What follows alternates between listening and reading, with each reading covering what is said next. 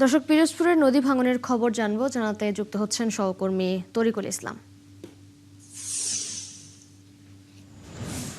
তরিকুল, কোন কোন এলাকা বেশি ভাঙনের কবলে পড়েছে এবং ভাঙন রোধে কি ব্যবস্থা নিয়েছে কর্তৃপক্ষ, জানাবেন?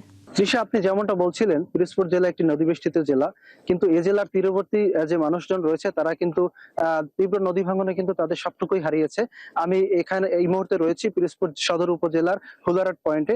আমি এখানে বেশ কয়েকজন মানুষের সাথে কথা বলেছি নদীর তীরবর্তী, যারা আসলে বিগত বছরগুলোতে কিন্তু তাদের তীব্র নদী ভাঙনে কিন্তু এই বর্ষার মৌসুমে তাদের সবটুকুই হারিয়েছে। এছাড়া পিরোজপুর জেলায় জেলা সহ যে প্রাকৃতিক যে দুর্যোগগুলো হয়েছে, সিডর, ফণী, আইলা, এই এগুলোতেও কিন্তু তাদের সবটুকু হারিয়েছে, তাদের বসত ঘর, ফসলি জমি সহ সবকিছুই হারিয়েছে।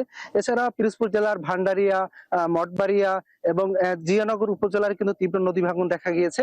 এছাড়া মঠবাড়িয়া উপজেলার খেতাছিড়া, মাঝের চর এবং ধানিসাপা, এগুলো কিন্তু তীব্র নদী ভাঙন দেখা গিয়েছে।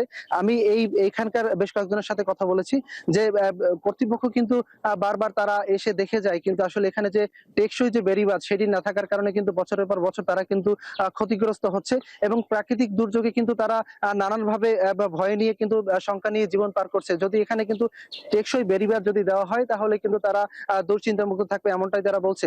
এ বিষয়ে আমি পিরোজপুর জেলা পানি উন্নয়ন বোর্ডের সাথে কথা বলেছি। তারা বলছে পিরোজপুর জেলায় ৩৩৩ কিলোমিটার বেড়িবাঁধ রয়েছে, সেটা কিন্তু আসলে টেকসই নয়।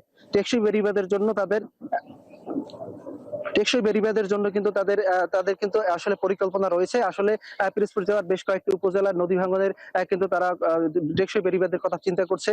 যদি সেই টেকসই বেড়িবাঁধ হয় তাহলে কিন্তু নদীর তীরবর্তী মানুষ কিন্তু দুশ্চিন্তা মুক্ত থাকবে, এমনটাই স্থানীয়রা জানিয়েছেন। এই ছিল পিরোজপুর থেকে আমার কাছে সর্বশেষ। তরিকুল ইসলাম, ধন্যবাদ আপনাকে যুক্ত হবার জন্য।